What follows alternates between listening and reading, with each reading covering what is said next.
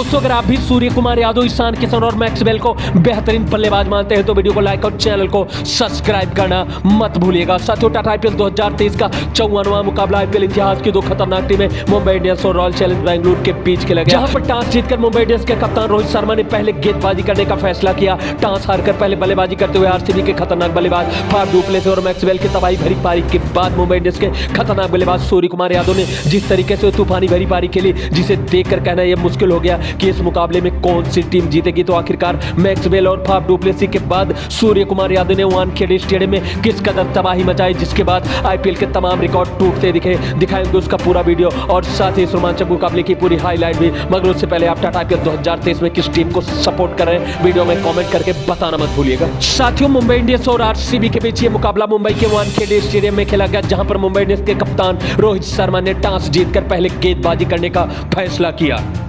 Toss हारकर बल्लेबाजी करने आए आरसीबी के ओपनर बल्लेबाज विराट कोहली और फाफ डु प्लेसिस तो वहीं मुंबई की तरफ से गेंदबाजी में पारी का आगाज किया जेसन बेंड्रोप ने। जेसन ने अपने पहले ओवर में आरसीबी के ओपनर बल्लेबाजों पर कहर बनकर टूट पड़े और अपने ओवर की पांचवीं गेंद पर विराट कोहली को महज 1 रनों के निजी स्कोर पर विकेट कीपर ईशान किशन के हाथों कैच आउट कराकर मुंबई इंडियंस को पहले ही ओवर में बड़ी सफलता दिलाई। विराट कोहली के आउट हो जाने के बाद मैदान पर बल्लेबाजी करने के लिए अनुज राउत ने अपनी पारी की शुरुआत चौके के साथ की, लेकिन वो अपनी बेहतरीन शुरुआत को बेहतर अंजाम ना दे पाए और एक बार फिर पारी का तीसरा ओवर लेकर आए जेसन बेंड्रोप ने। अपने ओवर की दूसरी गेंद पर 4 गेंदों पर 6 रनों पर बल्लेबाजी कर रहे अनुज को कैमरून ग्रीन के हाथों कैच आउट कराकर बेंड्रोप ने मुंबई इंडियंस को दूसरी बड़ी सफलता दिलाई। अनुज के आउट हो जाने के बाद मैदान पर बल्लेबाजी करने के लिए आए आईपीएल के मोस्ट स्ट्राइकर बल्लेबाज ग्लेन मैक्सवेल। 3 ओवर की समाप्ति पर आरसीबी का स्कोर था 16 रन और आरसीबी के 2 बेहतरीन बल्लेबाज पवेलियन जा चुके थे। अब मैदान पर थे फाफ डु प्लेसिस और मैक्सवेल। ये वही आरसीबी की जोड़ी है जिसने अभी तक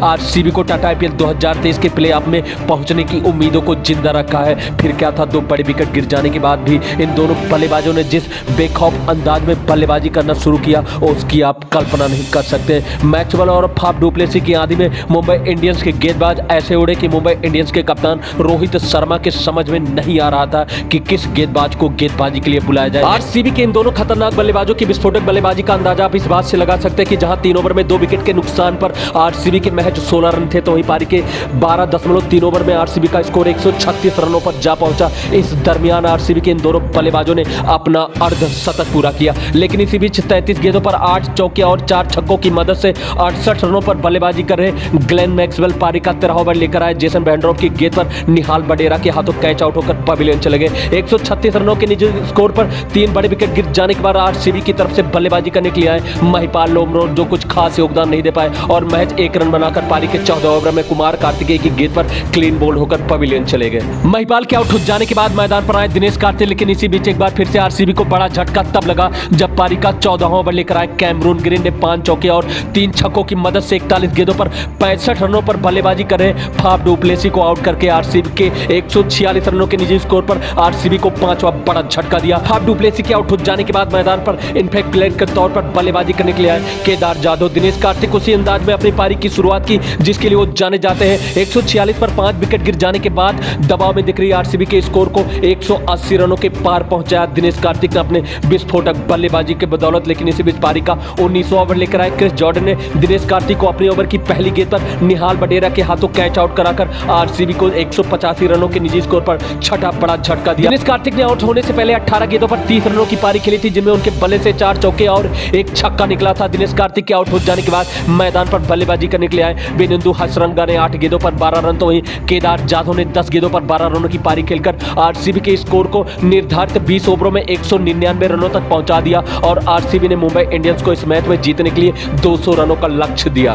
सीबी के 200 रनों के पहाड़ जैसे लक्ष्य का पीछा करने उतरे मुंबई इंडियंस के ओपनर बल्लेबाज कप्तान रोहित शर्मा और ईशान किशन। एक छोर पर रोहित शर्मा का बल्ला खामोश था, लेकिन दूसरे छोर पर ईशान किशन ने मुंबई इंडियंस की शुरुआत विस्फोटक अंदाज में किया और अपने बल्लेबाजी से मैदान पर तबाही मचा दी। ईशान किशन के विस्फोटक बल्लेबाजी का अंदाजा आप इस बात से लगा सकते हैं कि जिस समय रोहित शर्मा का स्कोर महज 5 रन था, उस समय ईशान किशन का निजी स्कोर 40 रन को पार कर चुका था और मुंबई इंडियंस का स्कोर 50 रनों को पार कर चुका था पारी के महज 4 ओवर। मुंबई इंडियंस को एक बेहतरीन शुरुआत मिल चुकी थी, क्योंकि अगर जो मुंबई इंडियंस को प्लेऑफ में पहुंचना है तो ये मैच किसी भी कीमत पर जीतना ही था। लेकिन इसी बीच पारी का 5वां ओवर लेकर आए आरसीबी के मिस्ट्री गेंदबाज हसरंगा ने अपने ओवर की चौथी गेंद पर ईशान किशन को अनुज राउत के हाथों कैच आउट कराकर तो ही ओवर की आखिरी गेंद पर कप्तान रोहित शर्मा को एलबीडब्ल्यू आउट करके मुंबई इंडियंस को एक ही ओवर में 2 बड़े झटके दिए। ईशान किशन ने 21 गेंदों पर 42 रनों की पारी खेली थी, जिनमें उनके बल्ले से 4 चौके और 4 गगनचुंबी छक्के निकले थे। तो ही रोहित शर्मा ने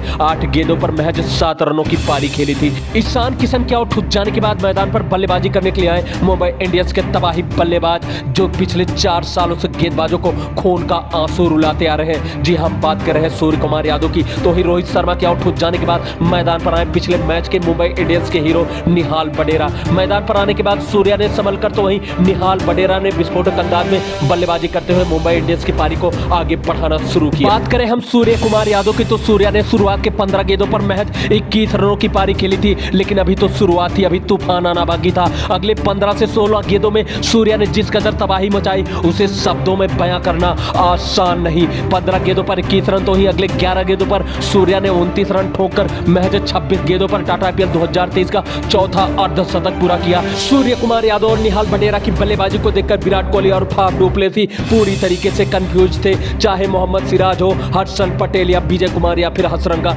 कोई भी गेंदबाज सूर्य कुमार यादव और निहाल बडेरा के सामने गेंदबाजी करने को तैयार नहीं था, जिसका परिणाम यह हुआ कि इन दोनों बल्लेबाजों ने ताबड़तोड़ बल्लेबाजी करते हुए रिकॉर्ड पार्टनरशिप महज 66 गेंदों पर 140 रनों की पार्टनरशिप करके मुंबई इंडियंस के स्कोर को 192 रनों तक पहुंचा दिया। जहां मुंबई इंडियंस के 5 ओवर में 51 रनों पर 2 विकेट गिर गए थे, तो वहीं अब पारी के 16 ओवर में मुंबई इंडियंस का स्कोर था 192 रन। अब यहां से मुंबई इंडियंस को जीत के लिए चाहिए थे महज 8 रन। मुंबई के 192 रनों के निजी स्कोर पर आरसीबी की तरफ से गेंदबाजी करने के लिए आए विजय कुमार ने अपने ओवर की चौथी गेंद पर मिड विकेट के ऊपर से छक्का मारने की कोशिश कर रहे सूर्य कुमार यादव को केदार जाधव के हाथों कैच आउट कराकर मुंबई इंडियंस को तीसरा झटका दिया। सूर्या ने 35 गेंदों पर 7 चौके और 6 छक्कों की मदद से 83 रनों की तबाही भरी पारी खेली थी। आउट होने से पहले सूर्या के आउट हो जाने के बाद मैदान पर आए टिम डेविड, जो अगली गेंद पर बिना खाता खोले ही ग्लेन मैक्सवेल के हाथों कैच आउट होकर पवेलियन चले गए। टिम डेविड के आउट हो जाने के बाद मैदान पर बल्लेबाजी करने के लिए आए मुंबई इंडियंस के बेहतरीन बल्लेबाज कैमरून ग्रीन।